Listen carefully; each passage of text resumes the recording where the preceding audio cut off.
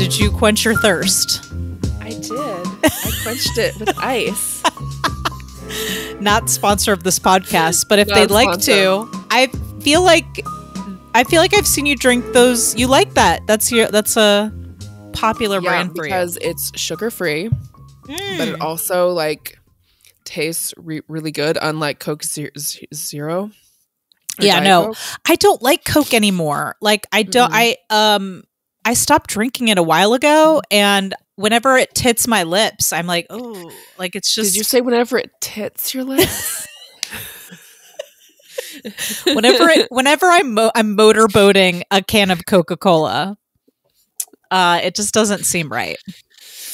It's wrong. It's wrong. I LaCroix. I know there's a lot of to do about LaCroix. I think I don't want to steal this from the brilliant person who said this on Twitter, but I saw Francis retweeted somebody else's tweet that said, this is not my original thought. LaCroix is like a beverage that saw a documentary on fruit and was trying. I don't know. Anyway, I thought that was funny. I love LaCroix, but I know a lot of other people think it tastes weird. You have also I love fan. LaCroix. Yes. Yeah. And I love that you always call it LaCroix. LaCroix. You go with the classy, and I'm like, It's LaCroix. it's not classy. It's just I took French for 2 years. So it's like kind of like You got to use it. Yeah. You got to use it. Exactly. I also say croissant. Maybe we should start a podcast where we talk about things and I say them in the really like the bad sort of ugly pronunciation American? and you make it sound French. I'm sure everyone wants to hear a podcast about that. Everyone wants that. This is what the masses are asking for. They've asked me. Or perhaps this podcast, which is now turning into a what's my favorite beverage. Oh, that's what we'll do next. What's my favorite beverage podcast? Mm-hmm. And we'll tackle a different beverage each. Listeners, tweeted us at AdamAndyPod. Should we start a podcast where we talk about our favorite beverages? And if so, which beverage would you like us to tackle first? Warning, I do not like alcohol. That's true. I also don't drink coffee because I don't drink sugar. Well, I also don't like tea. So the options are limited. No options. We also It's don't drink Coke anymore. So very narrow. Maybe we just talk about different LaCroix flavors. Maybe we just get real niche about it. Welcome to the Adam and Andy podcast. Welcome. I'm one of your hosts, Nicole. I'm your other host, Sarah. And contrary to what you might think, this is not a podcast about our favorite LaCroix flavors or LaCroix flavors. But this is a podcast where we watch the films, television, pics. We look at a lot of pics. Pictures, yes. Anything really of our two favorite actors, Adam Driver and Andy Samberg. So if you're here for that nonsense, you've come to the right place. That is, yes. So today we're beginning what I would consider to be our deep dive into Brooklyn Nine-Nine. Deep dive. We're going deep. The entry into Brooklyn Nine-Nine world. We're entering through the. Are we entering through the front door or the back door? You think the front door, of course. The back door would be like the last episode of the last season. You're right. You're absolutely right. That would be crazy. What if you watched it in reverse and you just watched everybody's characters undevelop? Oh my God. We should try that sometime. Maybe when we get to the end of Brooklyn Nine-Nine, we'll go backwards in time. Okay, I think we figured out how to make this podcast last forever. Oh my gosh. But so we will be talking about that. But before we get into that, Sarah, are you ready for some Adam and Andy news? News. You're hungry for it. I don't have a lot this week, but I do have a couple of visual aids. So let me get those up, and I'll try to explain what it is we're looking at for the folks who are listening to us on our podcast. Of course, we also have a vidcast version. You can find us on YouTube, Critical Crop Top's YouTube channel. So what I've got up first, I know, look at him and his happy smile. This is a picture of that woman. Somebody who works on Gucci.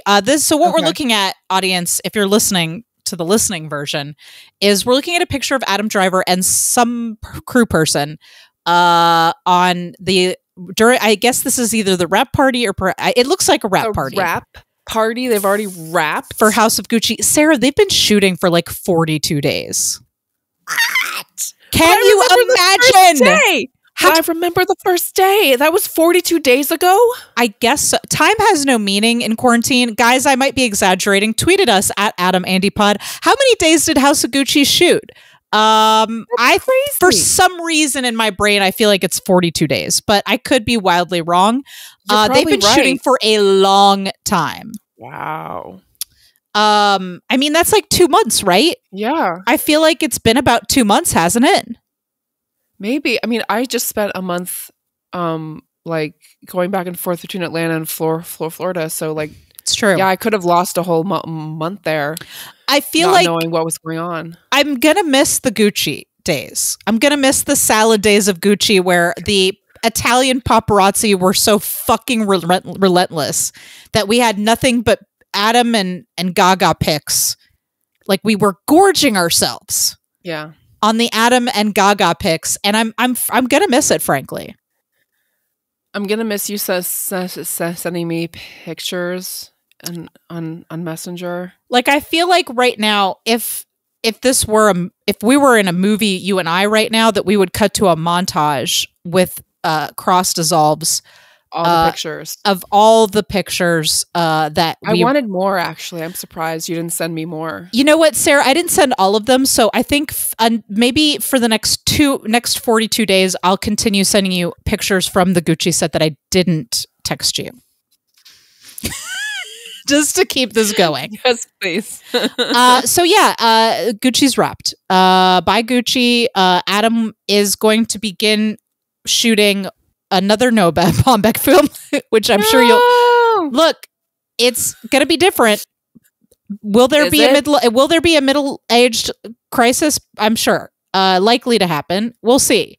But or it'll be about divorce. I feel like it's got to be about one of those two things. That's really Noah Baumbach's wheelhouse. But it's a strange, kind of weird book adaptation. White Noise, of course, begins shooting in June. Hasn't he already gotten it out of his system, though? Noah Baumbach? Have you gotten me out of your system? No, I don't mean Adam. I mean, hasn't he gotten divorce out of his system? Or like, I mean, even before he was divorced, he was making The Squid and the Whale, which was about his parents' divorce. Okay, well, I'm joking. I don't think White Noise is about divorce. I can't remember what it is about. Now, Sarah, if you were looking for homework, if you want to read White Noise and report back to us what the fuck that book is about. The book, White Noise? The book, White Noise, which is the book that this movie is an adaptation of. I love homework. I know you do. This is exciting.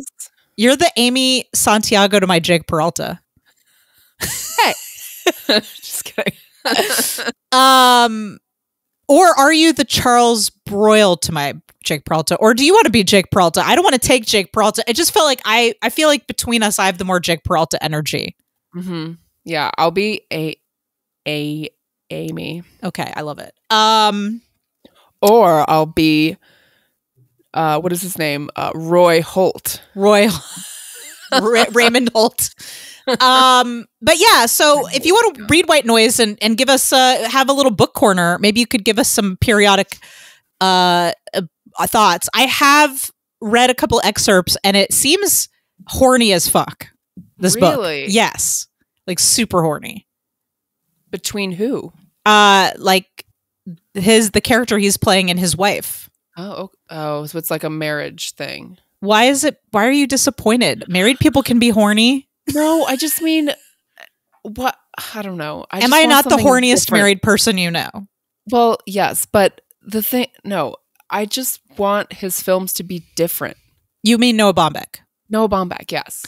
I think based on what I know of this film, it seems to be different, but it is going to be, look, here's what I'll say. And I'm going to come out of the image for a second so we can get back to our faces for a second. Here's what I'll say about Noah Baumbach.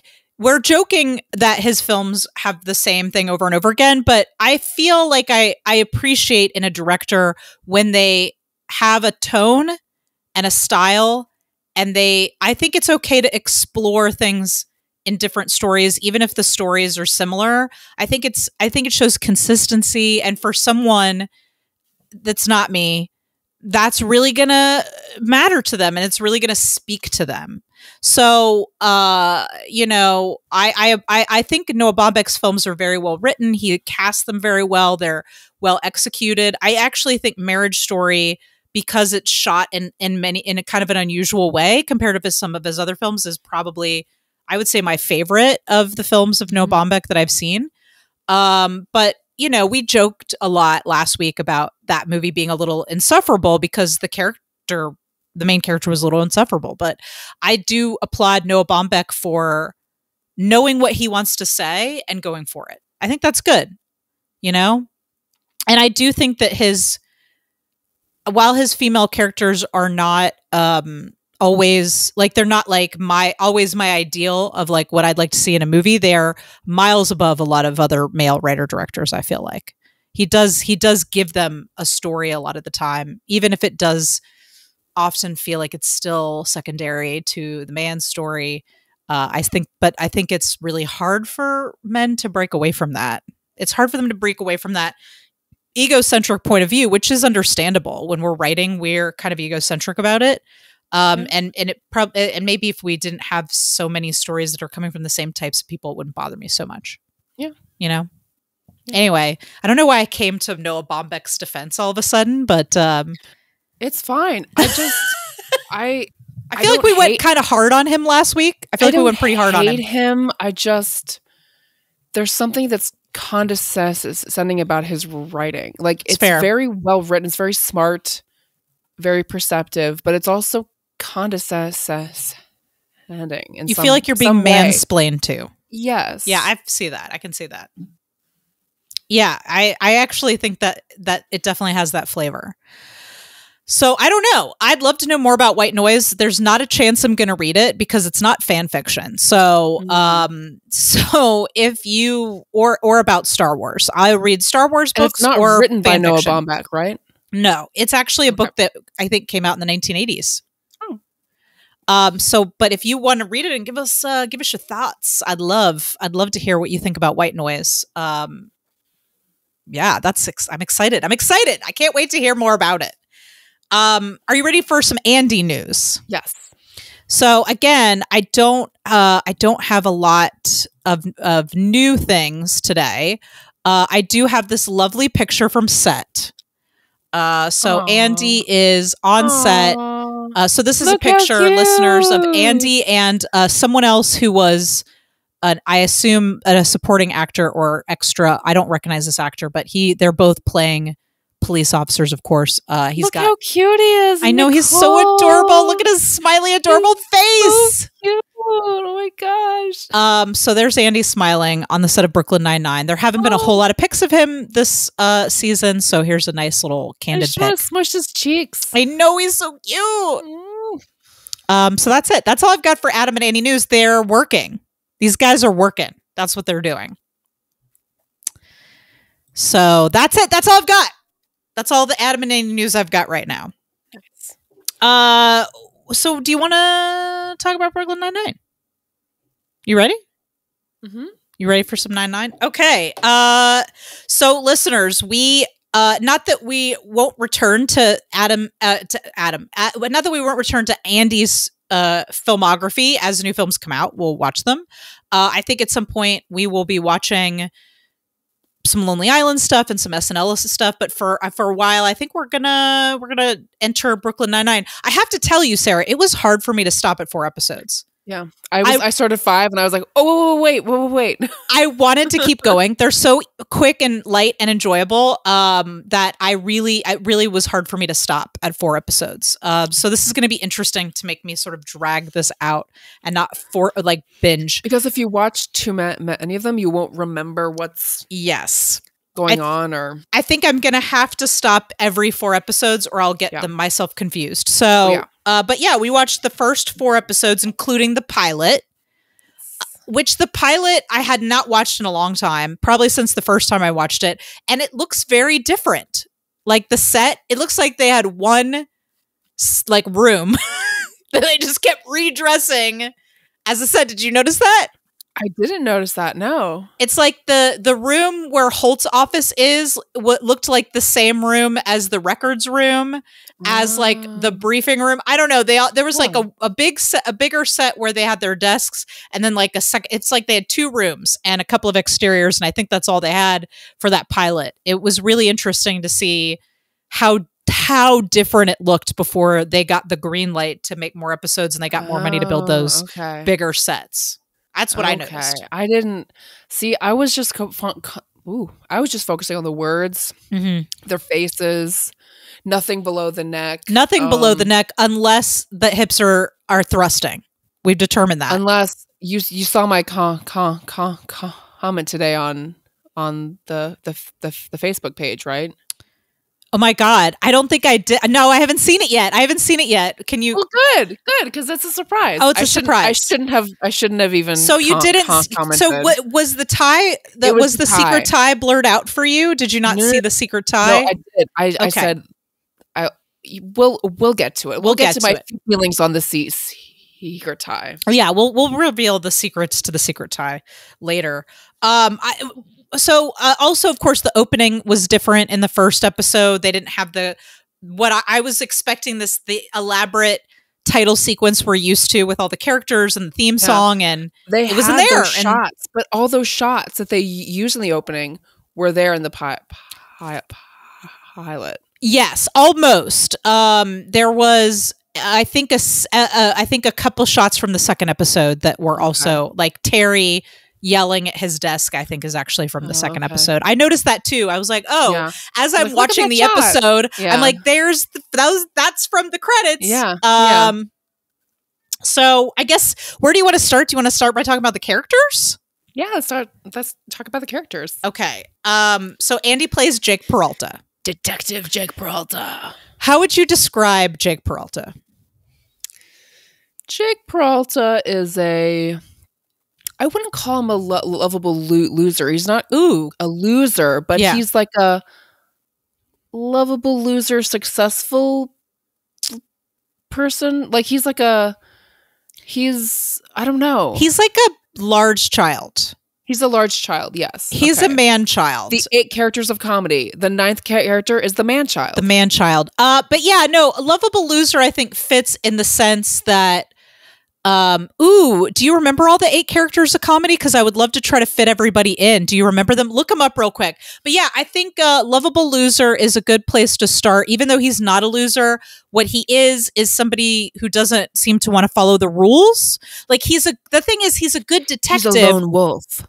Is that, well, that's what he called himself. No. He's absolutely not a lone wolf. That's the thing that made me laugh the hardest, is that he's like, I'm a lone wolf. And I'm like, excuse me, you're literally surrounded by 3 of your friends constantly throughout this. Like, he's got such strong friendships in the show. It makes me laugh that he would even consider himself to be a lone wolf. But yeah, he is a jokester. He likes to make a lot of jokes. He's a little more selfish than I remember him being in the early days. A little more controlling than I remember. So you're looking up all the 8 characters. Sorry, it's so giant. Anything else to say about Jake? I'm trying to separate Jake in the first 4 episodes from Jake as I know him later in the show. Like, it's really hard for me to do that, but I'm trying to focus just on... Yeah, that's the problem, is I've seen so many episodes that it's hard to remember. I mean, I watched these 4 episodes twice. Oh, great. But will it make a difference? I don't know. I mean, we can definitely say that he's a jokester. He's competitive with in terms of like solving cases. That seems really important to him. He is lovable for sure. A little bit it seems like he doesn't like to follow the rules. That's a big thing in the first couple episodes. Doesn't want to follow the rules. No, does not want to wear a tie. Not around his neck in any case. Okay. The logical smart one. Logical smart one, okay. These are the 8 characters of comedy. Yeah. Right. Logical smart one. Okay, yeah, let's see if we can fit them. Amy is the logical smart one, yes. So let's talk about Amy. Do you want to talk about Amy now? Okay. Amy Santiago, also a detective. Also, there's a question of, is Jake better? Is Amy better? Who's the best detective? What do you think? Who's the better detective? I'm going to say Amy. Probably in terms of like her work ethic, but Jake is probably like a lucky, like he just like kind of like someone who like does their final essay the night before it's due, and it's like great. Yes, I think whereas she like works hard throughout the whole semester. Yes, I think Amy is an A+ student and Jake is a guy who runs on instincts. Yes. Like you can see him throughout the show, the first 4 episodes, when he's narrowing in on a case, it's usually like an aha moment.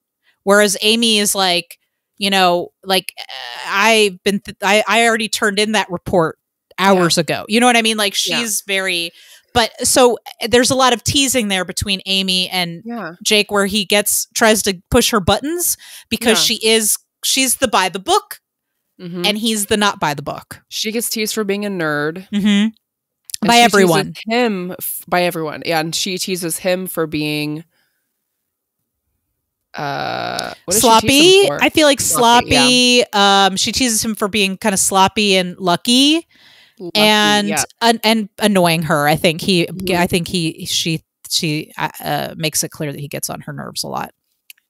And then we've already talked about the lovable loser, which on here describes it as sarcastic, optimistic, needy, and impulsive. Oh my God, that totally fits Jake Peralta for sure. The neurotic. Awkward, controlling, worried. I think that is that Terry? Terry, yes. Terry is very neurotic. Yes. Let's talk about Terry. I adore Terry so much. I love him. Like, I love that we immediately learned that he just had 2 daughters, or he had them named Cagney and Lacey. Cagney and Lacey. And they are twins. And he, like, when they were born, he was affected at work. He became very stressed, and he was afraid. He was worried about his safety for his babies, which is like the fucking sweetest thing I've ever seen. Cutest thing. And then there's an episode where he is trying to build them a dollhouse and like cannot figure out the weird dollhouse parts. Big buff Terry doing soft things or having to manipulate small objects. I know we shouldn't get too deep into the other episodes, but Big Terry having to do small things is like my favorite Brooklyn Nine-Nine trope. Because they don't stop at the dollhouse. This is something that happens a lot, but the dollhouse is a good example.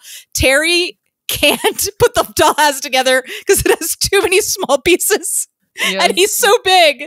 Oh, I just love him. God damn, he's ripped. Like, so ripped. It's insane.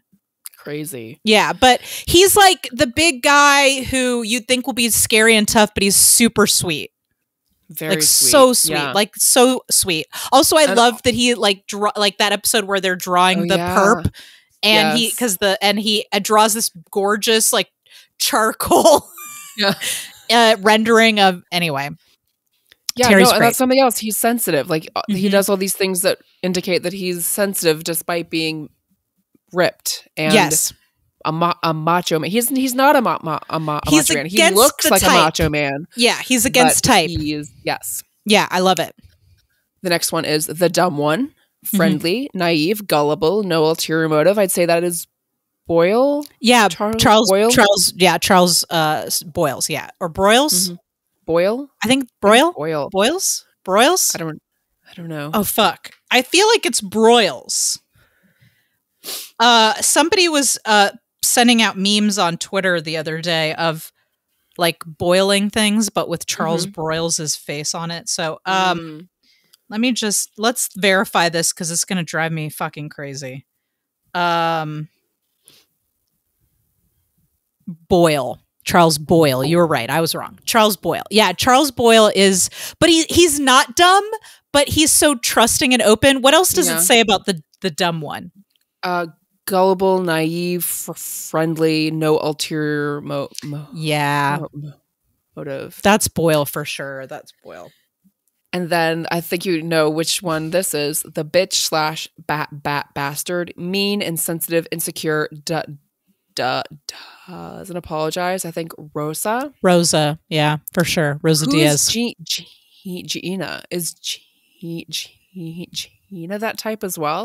I have some thoughts about that, but I think we should keep going through the types. But let's okay. So Charles, I want to circle back to Charles for a second. So Charles he's also like a lot of the physical comedy, like he'll like the whole thing with him stepping on the muffin and hitting his head on the cabinet. Yeah. And that's all very funny. But it's like, I love that because I remember very clear, like Charles, they really lean into Charles being like this foodie where like he's like obsessed with fine foods.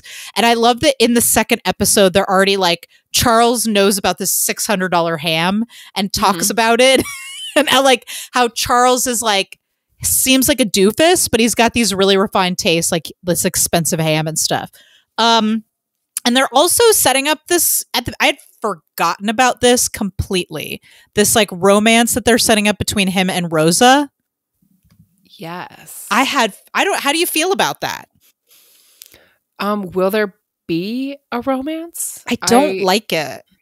It's weird to me. Haven't you seen this before? Yes, but I don't remember how far it goes. Okay. I don't remember how far they take it. It seems like they were setting up a like Charles, like I get what they were doing. They wanted to take the most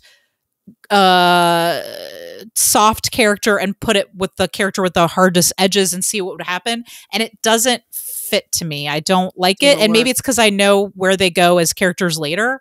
Like, again, I don't want to get too much into later in the seasons, but like Rosa fits much better with a completely insane character like Jason Mantzoukas. And I don't remember his name, the character name right now, but the FBI guy, like they really work. But like her and Charles, it feels a bit like she's like her brother's trying to ask her out. That's what it feels like to me. It's like they seem like siblings. Yeah. And I don't like it. Yeah, it's not right. But yeah, Rosa is definitely the mean one, in quotes. I love Rosa. I also think you could play the same game with characters from Parks and Rec. Like you could actually take Parks and Rec characters and try to figure out. And I think that's why at first when I saw Brooklyn Nine-Nine years ago, I was like, oh, this feels like Parks and Rec, but at a police office or a police station. And so like, I think you can put like, you know, you can do this with the Leslie, office. You can do this with Friends. You can do this with right. But I feel like Parks and Rec really matches it. You know, Rosa Diaz is so much like Audrey Plaza's character, and Amy Santiago is like a kind of a harder edged version of Leslie Knope, and you know, we haven't gotten to Raymond Holt yet, but he's very much like the Nick Offerman character in that sort of stern. Anyway, so you can definitely, but it's same creators, right? Same creators behind Parks and Rec that created Brooklyn Nine-Nine. So I guess that makes sense. But Andy, like Andy? No, I don't know how to place Andy. Jake Peralta is like, Jake Peralta has the optimism of Leslie Knope. But I'm trying to figure out how he's not like Andy Dwyer at all. If anything, like Broyles is more like Andy Dwyer, I think, than, which is why maybe they thought he like and Rosa would work. Anne? Huh? What is her name? Is Anne her name? No, Anne. I don't think he's like Anne. So I guess they don't exactly fit. I'd have to think about this, about who Jake would fit into. He doesn't fit into Ben from Parks and Rec either. But anyway, yeah. Okay. So let's keep going. So who's next on that list? The womanizer / manizer. So AKA Slutty Spice. That's what this Slutty Spice. I don't like that at all. I don't like that. I don't like that. I don't know who would fit in that category. Charming, seductive, horny, superficial. Ooh, that's a lot like Gina. Yes. Yeah, because Gina's very charming and superficial. But I wouldn't call her a manizer, although She does have very like clear opinions about sex. She does. For sure. But womanizer, manizer doesn't really fit. But yeah, she is superficial and but I think Gina's somebody that I would mix. There's another type that I remember, and I think she's a mix of this type and another type, which we'll get to in a second. The materialistic one, judgmental and titled, spoiled. Ooh, maybe that's Gina too. Gina's kind of like that. Who else? But I can't think of anybody else. Not anybody. I can't think of anybody else who's like that. And then in their own universe, odd, eccentric, uses illogical logic. Well, that is definitely Hitchcock and Scully. Okay. Hitchcock and Scully are in their own universe characters. I think Gina is like a mix of... Gina, I guess, maybe is a mix of the materialistic and in your own universe character. Like, I think I'd say she has both of those qualities. Okay. What does it say about in your own universe character? Odd, eccentric, uses illogical logic. Yeah, that's quintessential in their own universe is Phoebe from Friends. Yes, for sure. I would say Gina is a mix of that and I'm going to say instead of the womanizer, manizer, I'm going to say Gina is a mix of in your own universe and materialistic. By the way, audience, I don't think we properly set this up, but the 8 characters of comedy is basically a theory that you can take any sitcom or ensemble-based comedy piece and break them down into these 8 characters. But where does that leave us with Holt? Raymond Holt. Exactly. I don't think he fits into one of those categories. So Raymond Holt... He could be the logical smart one. He is definitely the logical smart one. Like Amy, he's very by the book. I think that Amy could also be the neurotic. Amy does fall into the category of the neurotic as well, which I think Monica Geller from Friends. The smart one, yes. Yeah, got it. Okay. Yeah. We did it. We put them all in their categories. We boxed them in. There's no womanizer, manizer character, I feel like, in this group, but I feel like we'll get probably a side character like that later. Yeah. I don't want to get into it because I don't want to think ahead, but I've already got a couple people in mind that I think fit that description. Okay. Okay. Well, we've gone through the characters. Raymond Holt, we didn't talk about him too much, but we really should.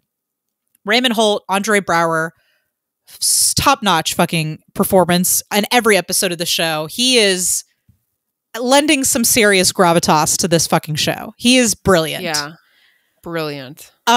He plays Captain Holt, who's now in a great setup for a sitcom pilot, is joining their precinct as their new captain.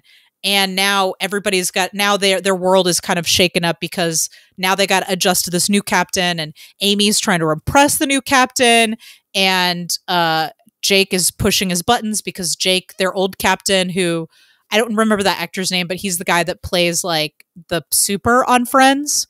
And he apparently, their old captain, was like a no rules kind of guy, very detached from his job.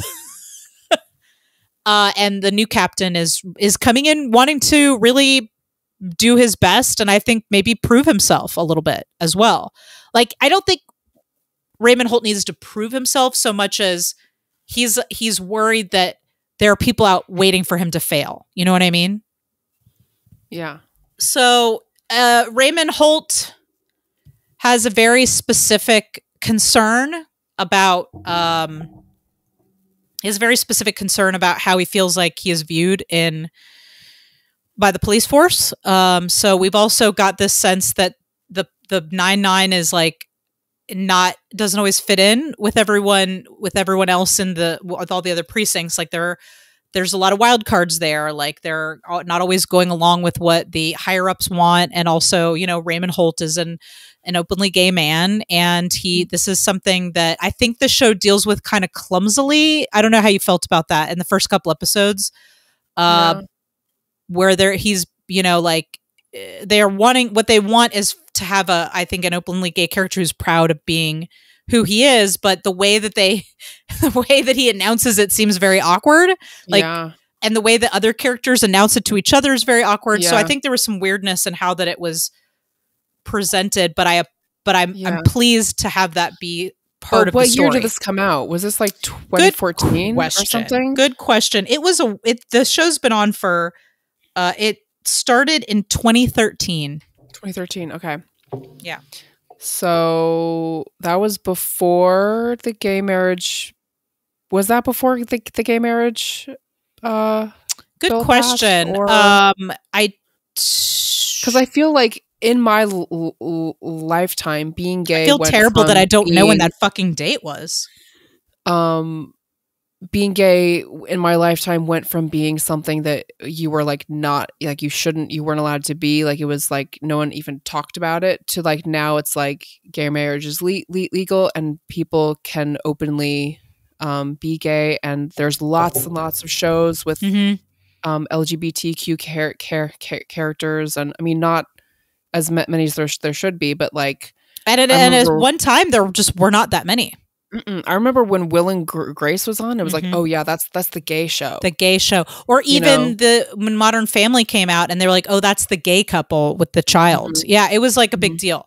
But gay marriage was the Supreme Court decision that essentially legalized gay marriage in all 50 states was June 26, 2015. So we're about 2 years out from that happening. Yeah. Not that should make that no, but I think it's relevant to mention where we were in time, and I do think that I'm not gonna beat up on the show too much for the clunkiness. I just wanted to draw attention to it. I think I'm glad that is part of the I'm glad that was something that they wanted to talk about openly on a primetime TV show like this, but of course there were parts of it that seemed a little strange, the way that it was presented. Yeah, and the way that Jake like came to the conclusion, like they like did flashbacks of like the signs that he was gay, and then he was like, I am not a good detective. Like, well, it was all part of them pointing out that Jake thinks he's really, really smart, but he isn't always that perceptive. My favorite joke in that flashback sequence was when there was like literally an article on the wall that said openly gay officer becomes captain or whatever. And it was like, that's like the thing that I think that's where they got away from. The show walks the line, I think, with not being too like, let's make joke. I do think the show goes beyond just the jokes of like, this is what a gay man is like, and let's make jokes about that. I do think they sometimes flirt with that, like with the manscaping joke. Yeah. But Holt isn't like that. Like Holt isn't your isn't a gay stereotype. At least I'm not, like as a straight white woman, I'm not an authority on this, but at least in my perception, he doesn't seem like a stereotype of a gay man. Mm-hmm. I don't know how you feel about that, but yeah, I would say that I feel that way, that he isn't what we would classify as being the main stereotype, which is right. Yeah. Flamboyant, all those things that what you would see in a character like maybe in the 1980s. Yes. Yeah. Which there's nothing wrong with that. Oh, no, which I'm in life, I mean, but yeah, for a while, I think that the gay characters were kind of pigeonholed into certain types. And I think he goes beyond that, which is, I think, a good piece of writing there. And of course, later on in the show, we haven't gotten there yet, but eventually we will get to meet his husband and see this loving relationship that they have, and Cheddar. I can't wait until we get to Cheddar. I love Cheddar. Cheddar, is that a pet? That's his dog, his corgi. I'm sorry, I know we're not supposed to talk ahead, but I just love Cheddar so much. Okay, so what should we talk about next? Gosh, I want to characters, so yeah. I feel like we need to talk about Amy and Jake's bet. Bet. Sorry, I thought you said bed, and I was like, wait. Not yet. We're not there yet. Wait. The bet. Yes. So, so the bet is so they're trying to see who can get more arrests this year, which at times it is a little tough to watch a show about cops in a time period where there's so much police brutality. But I really don't like the idea of, I mean, I know it is true, but cops have to have a quota. Like they have to that's upsetting. Arrest a certain amount of people. And it's like, I think what this show, this show walks a line where it's like most of the cases are about something like a very complicated murder, like a guy with a ham who gets murdered by somebody who works at a deli. Like I think the show works really hard at trying to keep their police officers away from something that pertains to our normal life, I guess, which is something I feel like they kind of have to do to avoid for comedy. Otherwise, it's like, how are you going to be funny about that? Now, later on, they are going to deal with profiling. I remember very clearly an episode that was about that. And so that is something they will talk about eventually. But for now, it's just good guys, bad guys. And they're just, that's the way, that's kind of what they're going with. Very black and white. I think the most sort of tame, regular everyday crime would be that kid that's drawing penises on all the cop cars. But then they're dealing with privilege. And how privilege is often embedded in the police department and people are treated differently because of who they are. And I don't think that I think you can say that they were definitely pointing that out, that certain people get treated differently by the police. And in this case, this is all of the people in the 9-9, as we'll call them, represent kind of what the best version of a cop could be, I think, where they're making morally based decisions that would probably align with our values. The violence is very safe and comical. They, at least in the first 4 episodes, I didn't even really see them using their guns very much other than to point them around like they're like as they're going around corners. So yeah, it's hard at times, I think, to watch this stuff right now. So I think it's important that we acknowledge that. But then it's also like they'll take something that shouldn't be funny. Like, what was it? The Disco Strangler? Remember the Disco Strangler? And was he's that like played by the guy in what is that show? That show? Oh, I don't know. Oh my god. I don't know. It has a long name. Made by Dave McElhaney. Are you? It's always Maybe is that one of the he looked just like one of the main characters in that show. I'm not sure. Tweeted us at AdamAndyPod. Anybody know who the Disco Stranglers? Please, it was so funny. But that is something that's not funny. Like women getting picked up in the 70s and 80s and murdered on the regular shouldn't be funny. But he's like strangling her with like a retractable yo-yo? Like a yo-yo or something. So they're like, I think it's hard to do something that's like police and murder and shit like that is like, that's hard to make funny. And they have found a way to make it absurd and light, I think. At least that's what they try to do. And sometimes it doesn't always, like when you see Jake Peralta and Charles like in the deli going after the deli guy and they're out with guns in a deli. There was a part of me that went, ugh, like just because like people with guns in a public place and is something that's very, dare I say, triggering right now for us in a way that maybe it wasn't for most people, not everyone, certainly. It was triggering for many people, even if it wasn't triggering for me in 2013, you know? Anyway, the bet. So they got a bet going. Who can arrest more people? And what does Amy get if she wins? Sarah, what does Amy get? Do you remember? Oh man, I forget. I'm sorry. Doesn't she get Jake's car?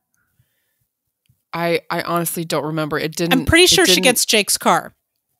It didn't seem important to me, so I didn't store it. It happened below the neck.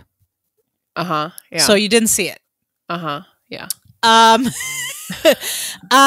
believe Amy gets Jake's car. Like he has some kind of fancy car that we haven't seen yet.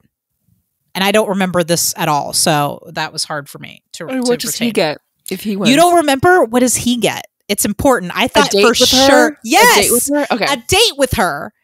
And Rosa implied possibly some above the waist action or some shit like that. I didn't like because I figured it was saying like going on a date with someone like, okay, this is something that like he wins and then like sex is involved. Like that just feels really like iffy. I don't think that plot line would have flown quite so much in Post Me Too. Yeah. They didn't make it incredibly creepy. Like it wasn't. He's not like super. He's like you know, like it's not. He's super. He didn't say anything. He didn't. Gina, was it Gina? That. I thought it was Rosa. Gina. You're right. Okay, so they gave it to a woman to say to make it less creepy. Is what you're saying? Yeah. So I don't know that would have flown now, but I think what they were trying to get us to see is that Jake likes Amy. Jake has a crush on Amy, and that's how they're presenting it to us, which is kind of gross, frankly. But and even so much so that when Amy goes on a date in one of those cold opens, what did you think about that scene where Jake is on a date with her across the restaurant and he's on a date with somebody else? Yeah. And he sees her date and calls her and is talking about how they just caught someone or they're looking for someone, a murder suspect, murder suspect, and he describes her date like perfectly down to with the scar, how he eats lettuce. The way he said has trouble shoveling lettuce into his mouth. Yes, that was my favorite part. Where are you? And he's like, you know, over. Yeah, he comes over and his date leaves, and he's like, it was worth it.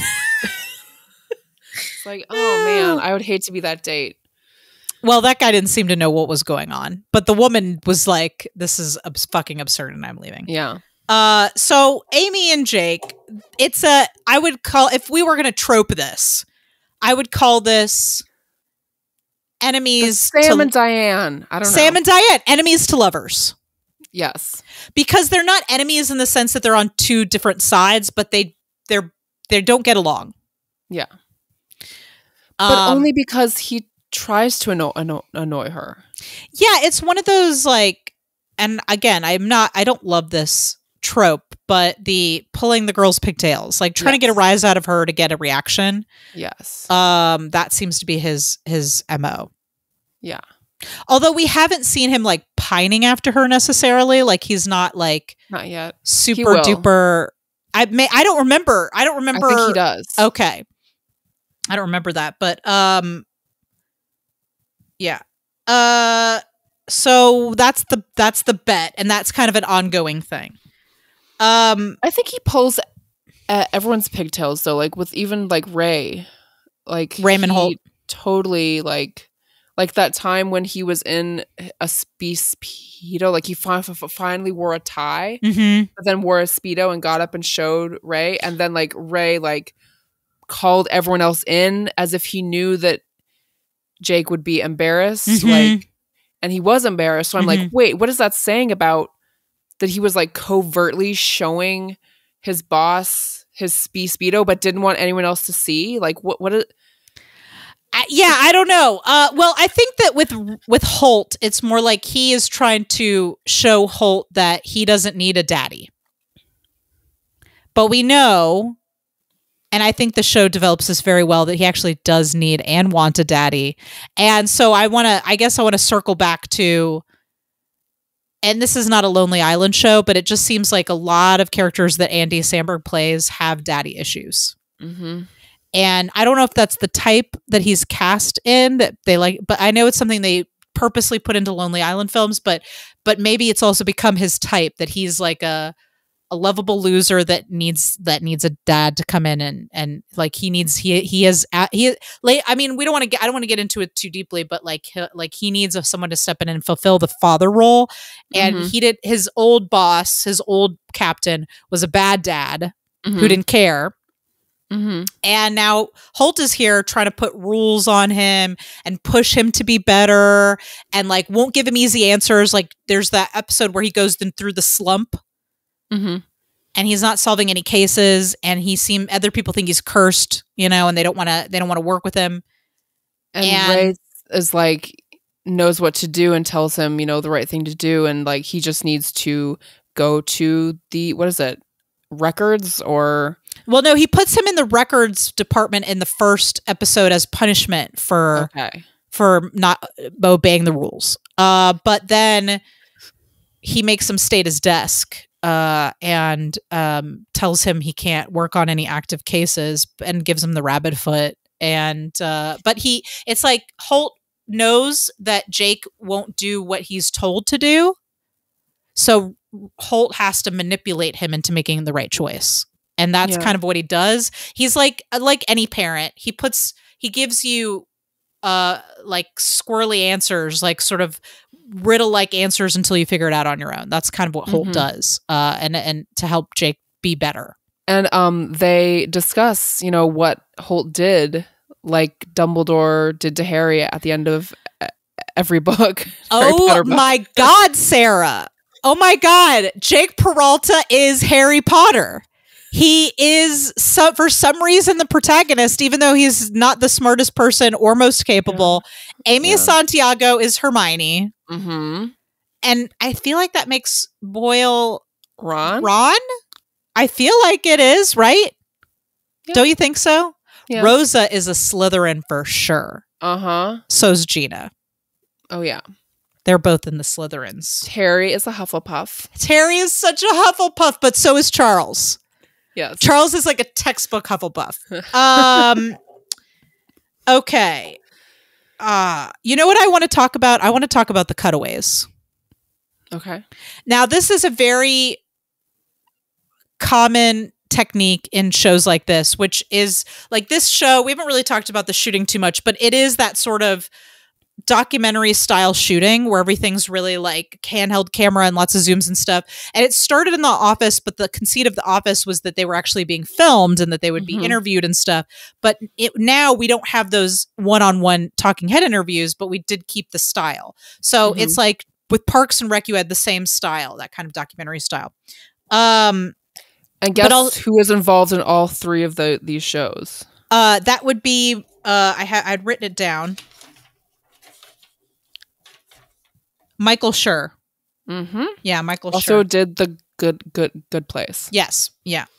He's a great creator and producer. He really is. You know who else was involved with this? Well, at least with the pilot was Lord and Miller, that team who was behind the Lego Movie.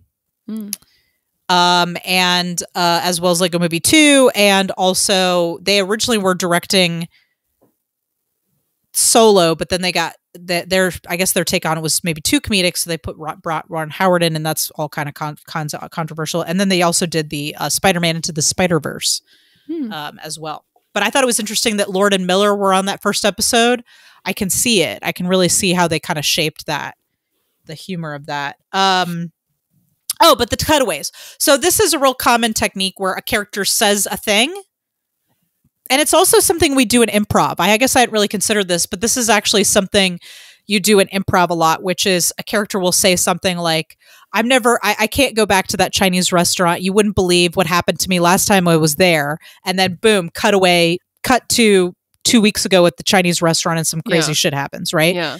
I don't know about you. I wrote down some of my favorite cutaways. I don't know if you have any that you'd like to jump in here with. Just go ahead and do yours. Okay, so some of my favorite cutaways was so number one, in the episode where Gina has the psychic friend. And she says that her psychic friend told her that she would have a sensuous encounter with a guy named Mark. And then they cut to her at the bar, like just hammered. And she's like, "Who's Mark? Whose name is Mark?" And they're all raising their hands. 5 guys like raise their hands. And she's like, "You'll do. Yeah. You look good." I don't know. No, that was perfect. The other one I like is when Jake, I don't remember how this happens, but Jake is talking about Scully and how disgusting he is. And they cut to Scully with his foot up on the desk. And he's like, it's like yellow. And he's like, it's all war. I'm sorry. I took away your. No, this is great. I love that you're recapping it for me. He's like, yes. And then Jake like starts coughing up a salad. Yeah. So the all wart cutaway was a good one. Yeah. I love the whole episode where they're trying to figure out what Raymond Holt is thinking and how you can't read him. Oh, yeah. But my favorite is when Terry thinks that he's in a bad mood and he's like, oh, wow, how was your weekend, sir? And he's like, my husband and I went to Barbados. We wove hats out of straw. And he's like, it was the greatest day of my life. But he does his face so. He's like, it was the greatest day of my life. Just like straight. It's something about him talking about him and his husband weaving hats together that made me really laugh. I also love one that like flips it where it might not even be a cutaway, but it's a point where I think it's Jake or someone is like, no, it's Rosa. She's like, you look like you're in a good mood. Well, how are you? What's up? And he's like, something about he lost lots of beloved possessions in a house fire. He's like, I am devastated. But he's like, I lost many photo albums. Devastated, yes. Okay, and then my last favorite is when they're talking about how sometimes they need Terry to pretend to stand in the lineup. And they cut, and he's like, "Oh, I love being scary, Terry." And they cut to Terry in the lineup, and he's like, how long is this going to take? I'm going to miss the farmer's market because it's like the least threatening thing that a man could say. Yeah. So I just wanted to tip my hat to the cutaways, and I may make this a habit to write down some of my favorite cutaways. Because I laughed really hard at some of those. Yeah, me too. Okay. Anything else on your list? I've got a couple more things that I could talk about, but I definitely want to see if you got anything else. So I think we didn't talk about this specifically, but there was an episode where Jake apprehends the kid who draws the dicks on the police cars and is trying to process him or trying to what is it called? Like take him in, like he's got to fill out the paperwork and and the kid is the son of the deputy commissioner who I don't know how a deputy commissioner is obviously he's high ranking, but what is that job? I don't know. I have no idea, but he says he's going to make their lives difficult. So I don't know. I feel like they were maybe setting him up as some kind of villain. I can't remember if that guy comes back later, but it felt like they were setting that up. Yeah, and the deputy commissioner says about his son, sometimes boys just need to be boys. Yeah, I wrote that down too. Barf. But I actually, again, this show does it clumsily at times, but it does try to address stuff like that, where it's like, this is a comedy, so we're not going to make a show about what boys will be boys usually means. This isn't Promising Young Woman.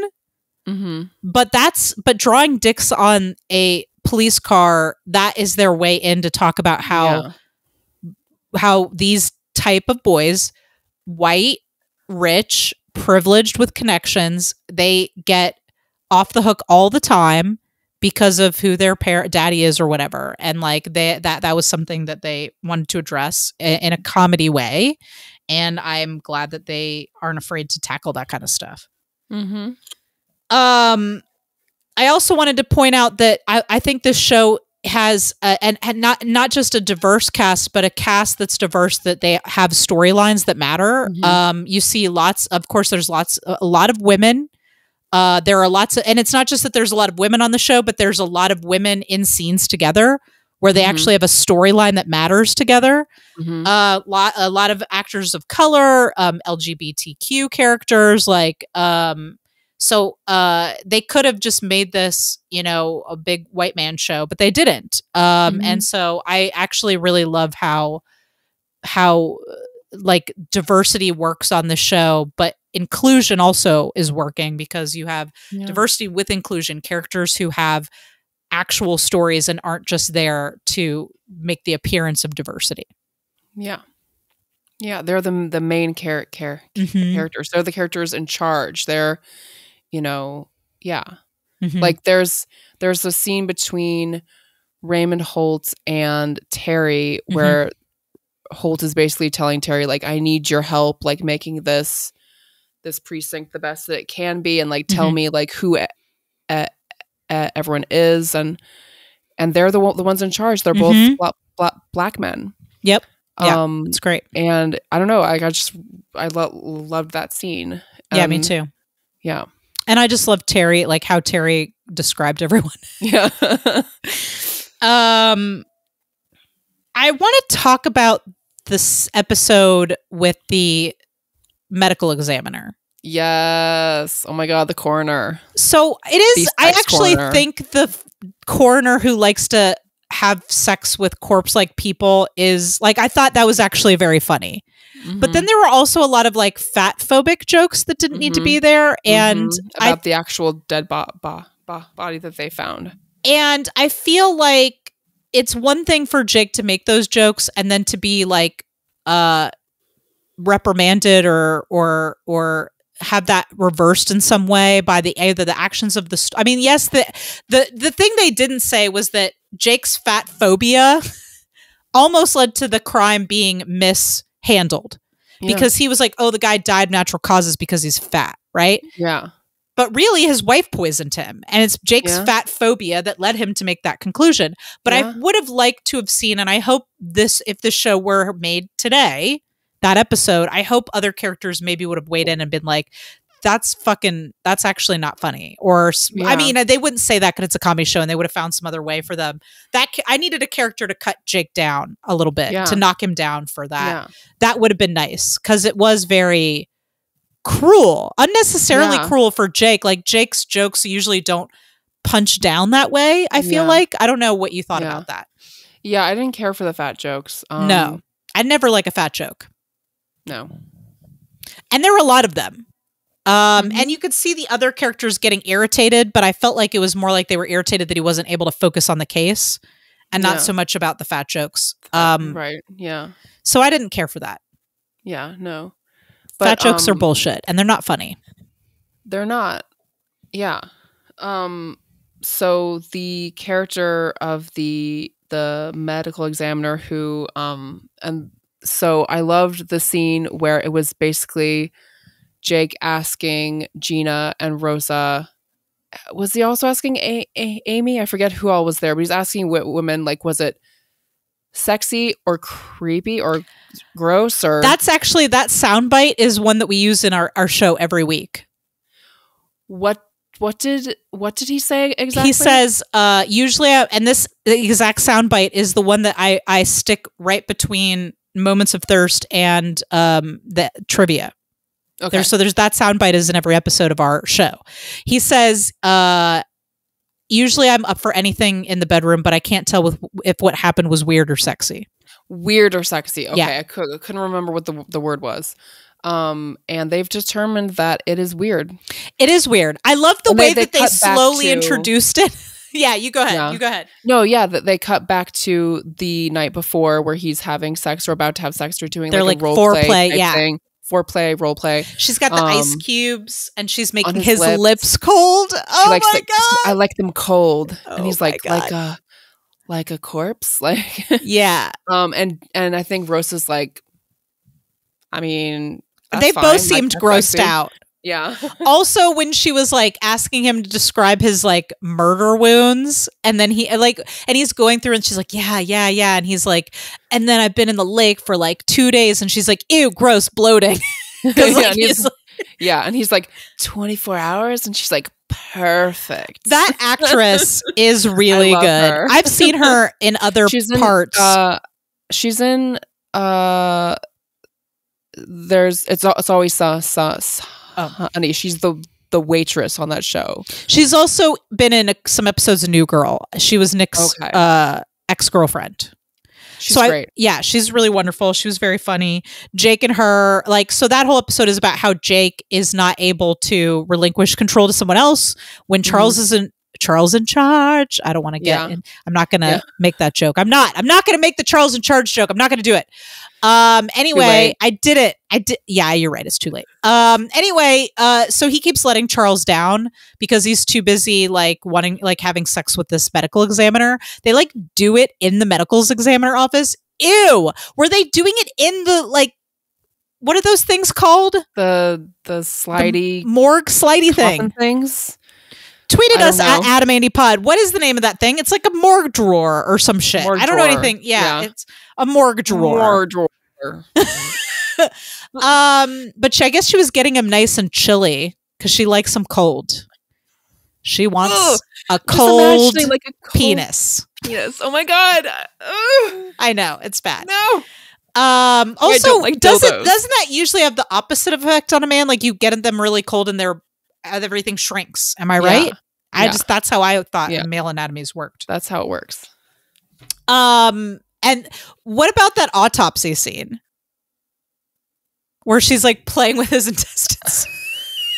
I thought that was funny. I know it's gross, but I also I thought it was funny how he reacted. He was so grossed out, and she was like, "Do you wanna?" And he's like, "No, I'm done." And then he's like, "That's what does it for him." He's like, "Now that I've seen the inside of a human being like this, I can't." Yeah. Although certainly Jake, that's not his first dead body. I wouldn't think, right? I mean, we literally see him see a dead body earlier, but I guess it's different than looking at a dead body and then having to hold their chest cavity open. Yeah, yeah. What did he say? It was opening a really gross, fleshy elevator.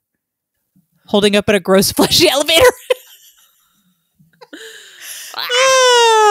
Yeah, that was a good one. I hope she comes back. I don't remember if that character makes another appearance, but I would love to see the horny medical examiner come back. That was a character that I would like to reoccur. Yeah. Yes. Okay. Anything else to say about the first? Because I think that kind of gets us through the first 3 episodes. We didn't talk too much about the at-risk kids. The June. Jake wasn't really in that scene. Program. Yeah. Oh, right. We're just focusing on Jake. I mean, we're not. We can talk about other characters, but I feel like that's probably why we didn't talk about it because Jake wasn't in there. But it was a good opportunity while we're talking about it to see a female characters with their own B story, and not just a character the women interacting with other male characters. So they actually had their own story where Rosa and Amy have to do this at-risk kids thing, and Gina wants to be involved, but they won't let her be involved because she's not a cop or whatever. And I think they're setting it up where Gina is off, sometimes gets pushed to the outside because she's a civilian assistant or whatever, or I think she's a civilian assistant, but then she gets promoted to Holt's personal assistant, and that's kind of where she spends most of the show. But yeah, so we didn't talk too much about that, but I guess we just did. Yeah. Or something. Any final thoughts on the first 4 episodes of Brooklyn Nine-Nine? I liked it. Yeah, I enjoyed it. I want more. I know, it was so hard to stop. It was hard. So I guess every 2 weeks I'll be watching 4 episodes of Brooklyn Nine-Nine, at least for a little while. Eventually we'll get back to the wheel or whatever, and we'll pull up some other. I mean, we'll do the wheel when we have to spin for Adam movies because we've got quite a few to get through still. But I think we'll be doing Brooklyn Nine-Nine for a little while, which I'm happy about. I'm ready. Yeah. I'm ready and willing. Maybe we'll see how far we get into season 1, and then maybe we'll, in between season 1 and season 2, we'll just do a different thing. But yeah, I love Brooklyn Nine-Nine. I love Jake Peralta. He's fucking adorable. He's a little meaner than I remember in the first couple episodes. But I think I feel like it takes a sitcom a while to kind of figure out. And Amy is very type A, way more type A. She loosens up a little bit over time. She does. Everybody's very the most extreme version of their character in the first couple episodes. And then they kind of settle in, I think, as time goes on. So we'll see them doing that a little bit more and more. But yeah, so would you recommend Brooklyn Nine-Nine to a fan of Andy's work? Why am I even asking this question? For sure. Is this even a fucking question? First thing I would recommend to them. I would too. I love Andy's work on the show. Brooklyn Nine-Nine, I think was my gateway drug to Andy Samberg. And so I remember how sad I was when he left SNL. I was like, I need to see more of him. Like, I need more Andy. And that's when he went on the show. And you didn't know. Actually, he did Cuckoo first. He did Cuckoo. But I had no idea. Brooklyn Nine-Nine. And then the reason he didn't come back for season 2 of Cuckoo was because he was already on Brooklyn Nine-Nine. Yeah. Yeah. Okay. Moments of thirst? Yes. Okay, Sarah, I would love for you. Do you want to go first this week? Mm-hmm. You want to go first? I have some for every episode. I didn't write anything down for episode 3. I don't know why I missed 3. You weren't thirsty that episode for some reason. I wasn't thirsty on 3. I don't know why. It's weird. Maybe I just forgot to write stuff down for that episode. I don't know. Episode 1, Secret Tie. Secret Tie, definitely. Lifting the shirt. The tummy. Tie wrap around his tummy. waist. Yes. Mm-hmm. For sure. He's got a cute tummy. Episode 2, Whispering to Algernon the Mouse. Oh my God, Sarah. Of course. You love that kind of stuff.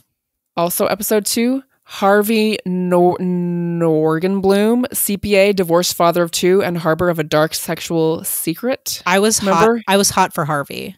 I really was. I liked that members only jacket, and I liked that they kind of flattened his hair down weirdly. It reminded me of his costume from Hot Rod when he was supposed to be a grown-up. Am I attracted to dads?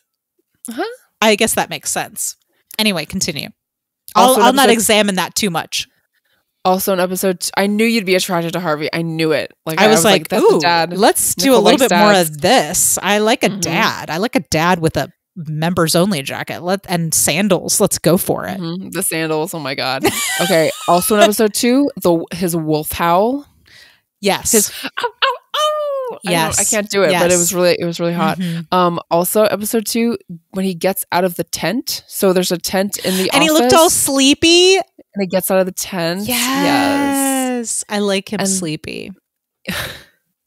I like them sleepy. I didn't write anything for episode 3. Like I said, episode 4, the part where he's having sexy time with the medical examiner, but he's like on the floor, like, and he was like out, like splayed out, and like his arms are all crunched up, and then like the close up of his nipples were so hard. Did you notice? Like, no, Sarah. Are you still nipple blind? I'm nipple blind. His nipples were so hard, insanely hard in that scene. I was looking at his arms. I was staring directly at his nipples. Nipples don't do anything for I know, me. you're nipple blind. It's okay. We'll start a GoFundMe. Please give me money. Do you have any more? Was that it? That was it. That was amazing. Applause for all that thirst. I agree with all of that. So I don't know how much I have to add because I feel like you covered a lot of mine as well. I would just like to say I have a general thirst for his wardrobe. I think he looks really cute in those leather jackets. I like the t-shirt. Everything he wears look like soft, like you'd want to snuggle up to it. I like him in the hoodie. I don't know if you noticed this, but by episode 4, he was wearing a tie. So he did wear a tie. He did eventually subscribe to the uniform. But yeah, I think he looks really hot in all the clothes that they put him in the show. Every time I see the opening credits, I'm reminded of his hotness. I love his little piece of video they captured for him there. And also just like anytime he's in slow motion, I enjoy that. I don't know why men are hot in slow motion, but they are. I liked it when he was rubbing the rabbit's foot. Just like, although he needs to do some hand exercises, perhaps a little stretching because he did get a hand cramp. Yes, and you don't want a hand cramp after just like a few seconds of rubbing. You don't. It's going to be a real mood killer.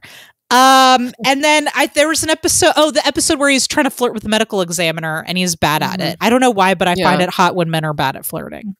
Why is that hot for me? I don't know. Like, you either have to be so good at it that I'm completely disarmed and I can't speak, or you have to be so bad at it that it's adorable. Yeah. There's no in between for me. I don't want anything in between. I want only extremes. As you would imagine, I'm normally up for pretty much anything in the bedroom, but I can't tell if what happened was weird or sexy. So, shall we do some Adam and Andy trivia? Yes. So, for this one... Okay, so quick for anyone who's new to the show. Adam or Andy, a trivia contest for one. Sarah's going to give me some trivia questions in some configuration or something. I don't know what she's got in store for me, but she's going to try to stump me.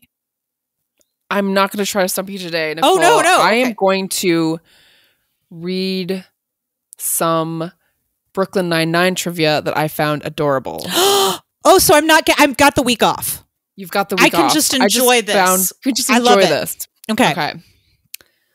All of the actors met with creators Dan Gore and Mike Shore before the pilot was written and helped incorporate aspects of their in real life personality into their character. So there are lots of aspects of all of their characters that are based on their real life personalities. I believe that. I believe that because I do think those characters fit those actors well, and even the extremists of them in the first, like, probably over the first season, we'll see them kind of settle in a little bit.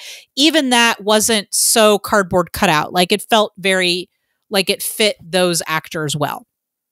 Yeah. Okay. When Melissa Fumero, Amy, and Stephanie Beatriz, Rosa, first booked the show, they were worried one of them was going to get fired because they'd never seen a show with two Latina leads. Yeah. Wow. I get that. And that's one of the things I love about this show. You know? Melissa Fumero and Andy Samberg had a competition to see who could have the most stank breath before filming Jake and Amy's first kiss. Ooh. That's spoilers. Amazing. Well, I'm going to be analyzing that very closely when we get to that scene, which I think is in a couple of seasons. They ate wings and roasted garlic. Okay, first of all, I feel like Andy would like the smell of wings. I feel like I think that would be something he would actually enjoy. I don't know why I think that, since I don't know him personally, but I just feel like are men, tweeted us at Adam Andy Pod, are men attracted to the scent of wings, like chicken wings? On a woman's breath? On anywhere on a woman, on her breath? Yeah. I thought you were going to say on her breasts. On her breasts? On her hindquarters? No. Tweeted us at Adam Andy Pod, are men attracted to the scent of wings? Okay. Well, I just want to know, have you an experience where a man was seduced by your wing breath? We want to hear about it. Tweet at us at Adam Andy Pod. Tell us your wing breath your erotic encounters with men and chicken wings. What is happening? This has gone off the rails. Okay. So you already know that Andy Samberg and Chelsea Peretti went to an elementary school together. Adorable. Apparently, Chelsea had a crush on him. Oh, that's cute. Who wouldn't? Who wouldn't? He's adorable. Wouldn't? Yeah. Andre Brower, is that his name? Andre Brower, yeah. Gave Andy a picture of Elton John and Barry White when the show began. Andre said that it perfectly encapsulated Holt and Jake's relationship. That is the sweetest fucking thing I've ever heard. I adore that. I adore that actor so much. Yeah, he's amazing. Terry being racially profiled in his neighborhood, which is what you alluded to before, was inspired by his real life experiences. Yeah. And I do think, we didn't really address this, but I do think Terry, the character, is a very smart play against type, where it's like, unfortunately, and very wrongly in our society, Black men are portrayed or assumed to be something to be feared, and they shouldn't be. And Terry really subverts that idea. Terry is gentle and sweet and loving and so sweet and gentle that they can't even put him on and out in the field because because he's got such a big sensitive heart. Yeah. So I think that I love that they took an opportunity to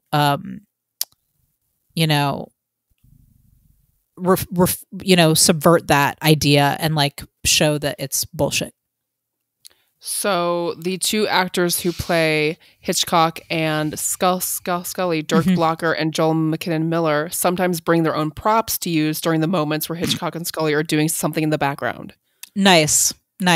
Hitchcock and Scully, we didn't talk about them too much, but I love them. I feel like the funny thing is, like, in a different time period, the show would be about them. Yeah. Because it's like two old white guys on the force, but they're the idiots and they're really just like the background clowns. They're background clowns. Although, god damn, I can't wait to get to that episode where they show Hitchcock and Scully when they were like young on the force. Yeah. I love those episodes. I guess on The Office, they'd be like the Meredith and Creed. Yeah, Meredith and Creed. Yeah, for sure. But yeah, I love them. I feel like I should go back and watch these episodes we just watched, but like just see what they're doing because they're always doing something in the background. Yeah. And we're not always looking at them because they're not speaking, but that doesn't mean they're not doing comedy gold back there. So Terry Crews' real life first job, was drawing courtroom sketches for the worst murder case in Flint, Michigan's history. Wow. And in fact, before he started acting or playing football, Terry sent his sketches to Disney in hopes of landing a job. That's incredible. I didn't know that. So that must have been something they incorporated into the show. Yeah. That's incredible. I love that. I wonder if he had any hand in drawing the sketch that they used in the actual show. And we didn't talk about this, but he also did a beautiful oil portrait of Raymond Holt, the captain. Yes. Which I also laughed. Didn't appreciate. I laughed so hard when he was like, "Should we put it on the wall like I'm a Korean dictator?" Yeah. Can you put me on a horse? And she's like, "We could try." That was so good. So, Stephanie Beatrice was a Shakespearean actor who didn't really have a comedy background prior to playing Rosetta. Her deadpan delivery is spot on. Yeah. Melissa Fumero was a professional dancer until her late 20s. In fact, one of her first jobs was teaching ballet. Wow. Cool. Okay. Again, flawless comedic timing. How many more of these are there? Let's see. Do you want to save them for another episode? Let's do that. I was like, damn girl. Yes, I love it. No, I love the show. I feel like I learned so much. And now I'm going to be thinking about that stuff when we get into some of the future episodes. Oh, you look awesome. Come the fuck upstairs. Okay. But wait, I have to warn you about something. What? If you come up here, I'm going to tie you to my bed and keep you for at least 3 days. I'm just in that kind of mood.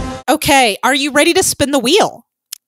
The Adam Wheel. The Adam Wheel. I guess it's now just the Adam Wheel. Sorry, guys. But we're going to be Brooklyn Nine-Nining it for a while, so we don't really need to figure out what we're going to be. Let's do girls at the same time, just like girls and Brooklyn Nine-Nine. Girls and Brooklyn Nine-Nine could not be more different. Honestly, the flavors. Yeah. We will do girls eventually. I haven't put it on the wheel yet, but we will get there eventually. Okay, so are you ready to spin that wheel? Yes. So on the wheel right now, we have Midnight Special, Patterson, The Man Who Killed Don Quixote, and Tracks. So I've got 4 on there this week. I could have added more, but I really want to watch one of these movies. God damn it! So I am kind of playing the game a little bit. So Midnight Special, Patterson, The Man Who Killed Don Quixote, and Tracks. 3 of those movies are movies I have not seen. So let's spin that wheel. And it's going to be Tracks. Have you seen Tracks? I have not seen Tracks. That is not a film I have seen. Okay. And I'm going to tell you what it's about right now. Let me find it on the list of Adam films here that I have pulled up. Okay, he plays Rick. This film is this is a film that's based on real people. A young woman goes on a 1,700-mile trek across the deserts of Western Australia with 4 camels and her faithful dog. Did you say 1,700 mile? Yeah, 1,700. Oh my God, I would die. And I think Adam plays a nature photographer or something. Okay. And that is he just like she meets him along the way? I don't know. I've seen a couple of GIFs and pics and things. I know Adam wears shorts for like the entire movie, basically. Which I won't see because you have below the neck blindness. I don't know. You have crotch blindness. Maybe he'll maybe he'll bend over and you might accidentally see something.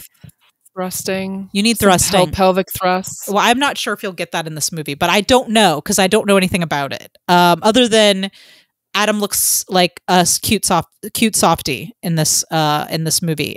So Tracks is going to be our next film. Haven't seen it. Looking forward to it. He's not a main character, but Rick is a beloved Adam Driver character, and I'm looking forward to meeting Rick. So I believe there is a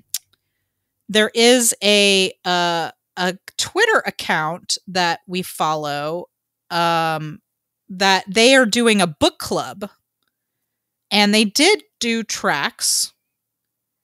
So the name of that, so Creative License is the name of the Twitter account. They host movie nights and a book club on Reddit. Right now, they're reading House of Gucci. So they're reading House of Gucci right now. And their book club is on Tuesdays at 7 p.m. So they're doing House of Gucci right now, but I know they did Tracks. So if you're into book clubs, but yeah, there is a book about that this movie is based on, I guess. And again, it's based on real people. So Tracks, that's what we're watching next. Thank you, listeners, and those of you watching us on the vidcast. Thank you for joining us. You can, we love talking with you about these two actors on social media. It is one of the great joys of my week. All of you guys out there that have been chit-chatting with me on Twitter and Instagram and all that, we love you. So please check us out and talk to us. We are on Facebook and Instagram at Adam and Andy Podcast, and you can find us on Twitter at Adam Andy Pod. Sarah, Nicole, it's going to be real hard for me not to binge like the next 7 seasons of Brooklyn Nine-Nine, but somehow I'm going to do it. I'm going to get a 24 pack of LaCroix, maybe the limoncello if I'm feeling wild. I don't know how you feel about the limoncello. I love it. Love it. Maybe. Well, now we can hang out. We didn't say this. We didn't say this on the air, but we've hung out in person. Mm-hmm. You and I have hung out in person without masks. We did our thing. Which is we watched the usual thing. We watched something. We ordered food. We did. We played with the kids and the dog. We did. We talked to Chris. Maybe we could watch Tracks together. Ooh, yeah. Do you want to watch Tracks together? I put it up. So May 20th is the recording date, correct? I guess so. I don't know why we're working this out on air. Oh, I'm sorry. It's no, because you're right. Because we need to figure out, can we? Yeah. So the next time we're recording is the 20th, but the next time we're hanging out is the 15th. So we could watch Tracks if you want, unless you don't want to do homework. No, we should. Let's do homework. Let's order maybe some Indian, because I know you that's one of your favorite genres of food. Or I don't know, whatever we're feeling. Ramen, I don't know, whatever we're feeling. We'll order some takeout and we'll watch Tracks.